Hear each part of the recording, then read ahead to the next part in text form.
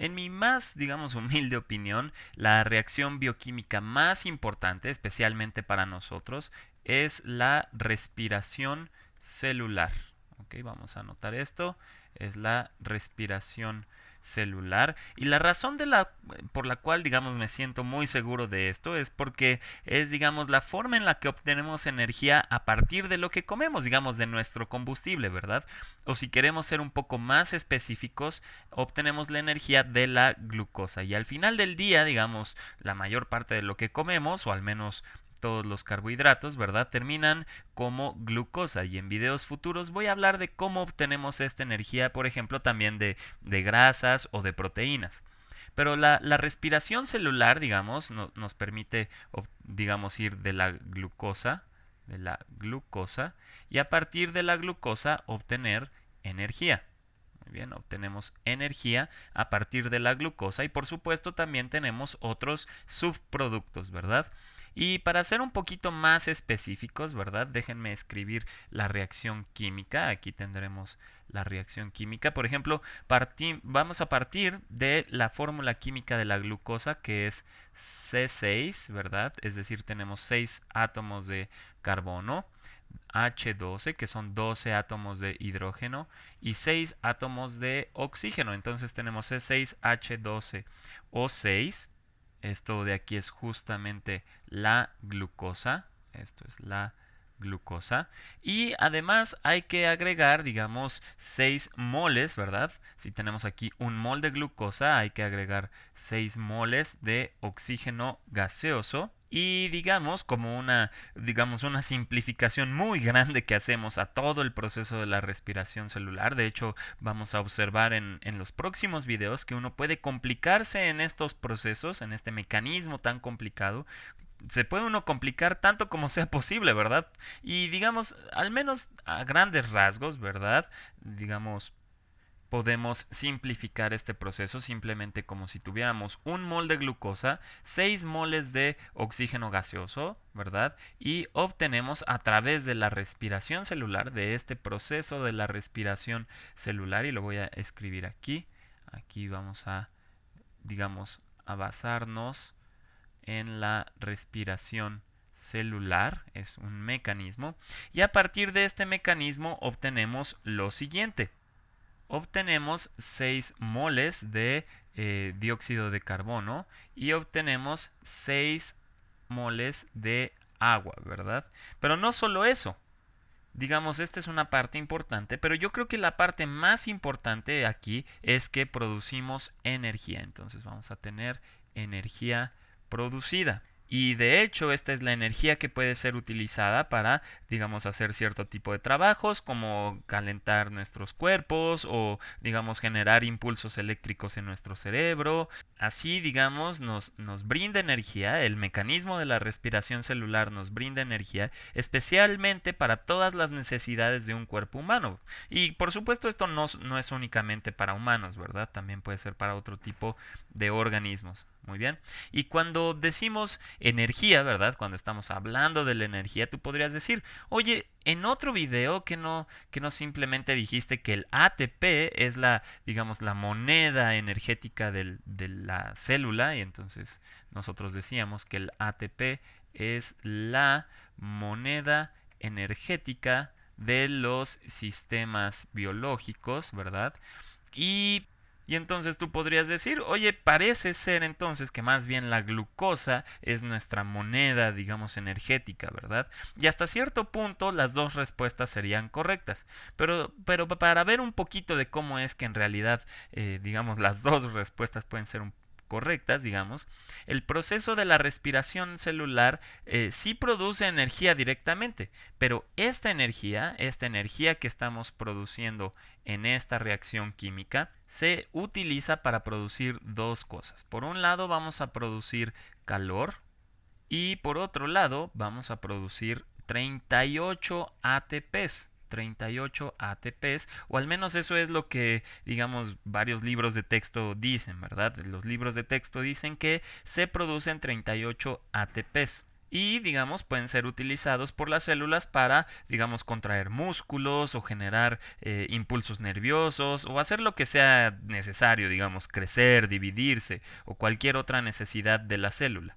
Así que realmente la respiración celular, ¿verdad? Decimos que produce energía, pero esto, digamos, así nada más no es del todo cierto, ¿verdad? En realidad es el proceso que toma, digamos, mediante el cual toma glucosa, ¿verdad? Y produce ATPs, produce ATPs y quizás con algo de calor y algunos subproductos, ¿verdad? Pero esto no es del todo malo, ¿verdad? Digamos, es bueno tener calor alrededor, digamos, necesitamos estar razonablemente calentitos, ¿verdad? Para que nuestras células puedan operar correctamente. Así que todo el punto, digamos, de este mecanismo es ir de la glucosa, ¿verdad?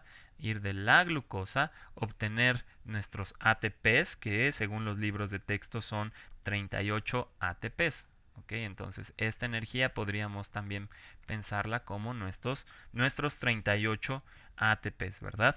En esencia, por cada molécula de glucosa vamos a obtener 38 moléculas de ATP y eso es lo que dicen los libros de texto. Ahora, en realidad esto es, digamos, en circunstancias ideales que vamos a producir 38 ATPs. Yo estaba leyendo un poco antes de hacer este video y en realidad depende de la eficiencia de la célula, ¿verdad? Para poder realizar la respiración celular, pero probablemente sea más bien del orden de entre 29 y 30 ATPs.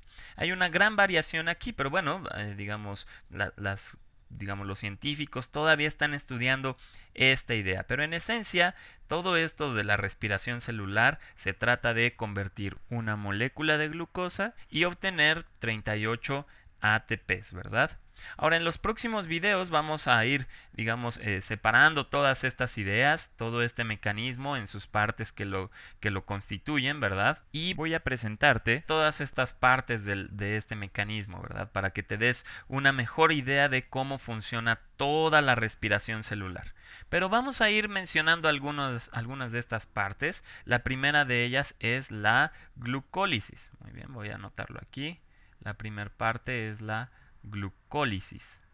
La glucólisis, muy bien. Y que literalmente significa, digamos, como separar la glucosa. Muy bien, así que, por ejemplo, esta parte, la parte gluco, ¿verdad? De la palabra glucólisis significa glucosa, se refiere a la glucosa. Mientras que lisis, ¿verdad? La parte lisis significa, digamos, como romper o separar. Cuando hablábamos de la hidrólisis, significaba utilizar agua para romper una molécula. La glucólisis significa que vamos a estar rompiendo, digamos, la glucosa o separando la glucosa. Y digamos, en el caso de que te interesen el origen de las palabras, ¿verdad? La etimología, la palabra glucosa, voy a descomponerla aquí, ¿verdad? La palabra glucosa en realidad proviene en parte de una palabra griega, ¿verdad? Esta parte gluk, ¿verdad? Significa, o más bien proviene de una palabra griega que se refiere a lo dulce, ¿ok? A lo dulce, mientras que la terminación osa es la que le damos siempre a todos los azúcares, ¿verdad? Entonces esta de aquí es la terminación que le damos por ser un azúcar. Y uno pensaría que quizás es un poco redundante decir que hay azúcares dulces, ¿verdad? Pero en realidad puede también haber, digamos, azúcares que no son dulces. Por ejemplo, la lactosa, que es la que se encuentra en la leche. Puede ser un poco dulce, pero cuando de hecho digerimos la lactosa, la convertimos en un azúcar que en realidad sí es dulce, pero no necesariamente de inicio tienen que saber dulces, ¿verdad? Como por ejemplo la glucosa o la fructosa. Pero bueno, eso fue solo un paréntesis, ¿verdad? El primer paso de la respiración celular es la glucólisis. Muy bien. ¿Qué significa o que implica que vamos a separar o a romper la glucosa? Y ahora déjame mostrarte cómo es que se ve realmente la glucosa. Aquí tengo arriba una imagen de lo que es la glucosa y podemos ver que en efecto tiene 6 átomos de carbono, ¿verdad? Aquí tenemos 1, 2, 3, 4, 5, 6 átomos de carbono y podemos observar que en realidad tiene como una especie de estructura de anillo, ¿verdad? Así que tenemos nuestros 6 átomos de carbono. Podemos observar que hay 6 átomos de oxígeno. 1, 2, 3, 4, 5, 6. Y luego estas pelotitas azules, ¿verdad? En realidad son nuestros hidrógenos. Muy bien, esos son nuestros hidrógenos. Y así es como se ve en realidad la glucosa. Pero este proceso de la glucólisis, ¿verdad? Déjenme regresar aquí abajo. El proceso de la glucólisis, digamos, si empezamos con nuestra cadena, voy a ponerlo como una cadena, ¿verdad? Digamos, tenemos nuestra cadena de 6 átomos de carbono, ¿verdad? Y esto lo hago para fines de lo que quiero explicar. Ya vimos que en realidad se ve más bien como una especie de anillo, ¿verdad? Tiene de hecho también algunos hidrógenos y algunos oxígenos ahí unidos a esta cadena, ¿verdad? Pero esencialmente tiene como esta columna principal de carbonos. Y lo que vamos a hacer es separar esa columna de carbonos en dos, ¿verdad? Vamos a separarlo en dos partes que tienen 3 carbonos cada uno. Y recordemos que, por supuesto, aquí también hay otros átomos unidos, no sé, hidrógenos, oxígenos, pero en esencia hemos separado esta columna principal de carbonos en otras dos, digamos, en otras dos partes con 3 carbonos cada uno, ¿verdad? Y digamos otras cosas que están unidas. Ahora, cada una de estas moléculas que tienen 3 átomos de carbono se les conoce como piruvatos. Y vamos a entrar en más detalle sobre los piruvatos y este proceso en otro video. Pero la glucólisis, digamos, por sí misma genera, bueno, quizás deberíamos anotarlo de esta forma. La glucólisis en realidad necesita 2 ATPs para poder llevarse a cabo, 2 ATPs, y además genera 4 ATPs. Entonces, si nosotros hacemos el balance neto, ¿verdad? Si hacemos el balance, podemos observar que tenemos 2 ATPs en total. ¿Ok? Tenemos 2 ATPs. Y esta es la primera etapa de la respiración celular, ¿verdad? Y lo importante que podemos mencionar aquí es que esto puede ocurrir en ausencia de oxígeno. Este proceso no requiere de oxígeno y como ya te lo mencioné, haré todo un video sobre la glucólisis en un futuro. Estos subproductos que tenemos por aquí, ¿verdad? En realidad se modifican un poquito y después entran a algo que conocemos como el ciclo de Krebs. Aquí van a entrar a algo conocido como el ciclo de Krebs y quizás debería utilizar otro color. Vamos a utilizar amarillo.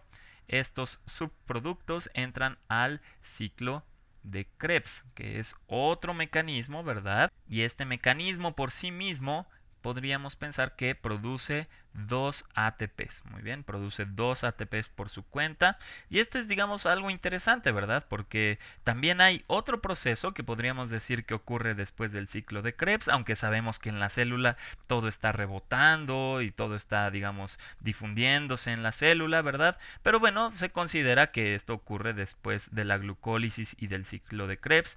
Y algo que hay que mencionar antes de pasar al siguiente paso es que el ciclo de Krebs sí requiere oxígeno, sí requiere oxígeno. Muy bien, este ciclo de Krebs requiere oxígeno.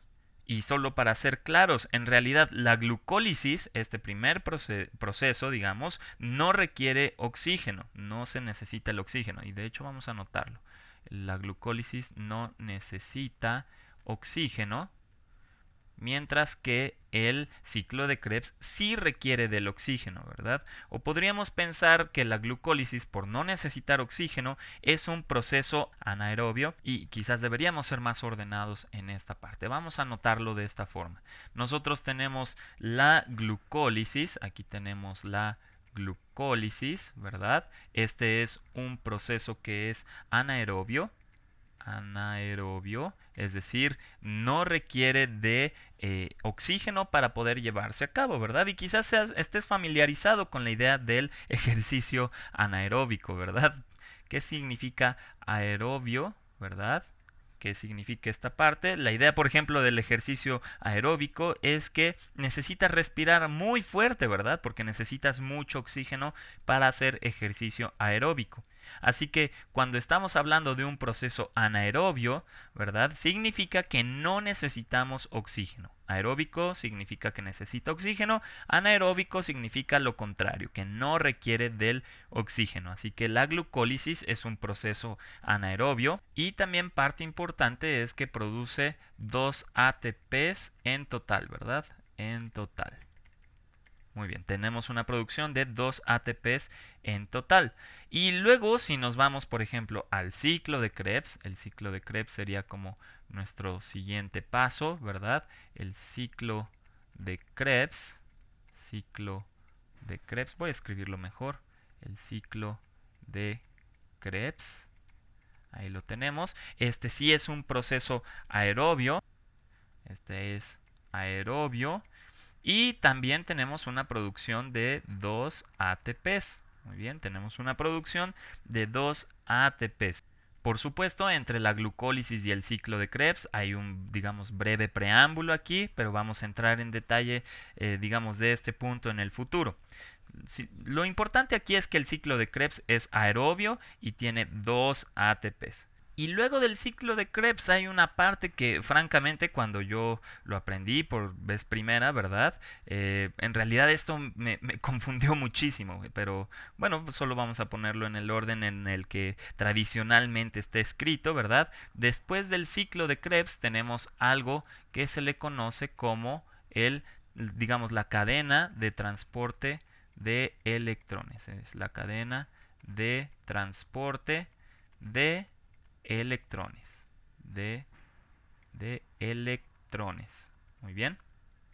Y esta parte es muy importante porque con la cadena de transporte de electrones tenemos la formación de 34 ATPs, que si podemos darnos cuenta es como la mayor producción de ATPs que vamos a tener en todo el proceso de la respiración celular.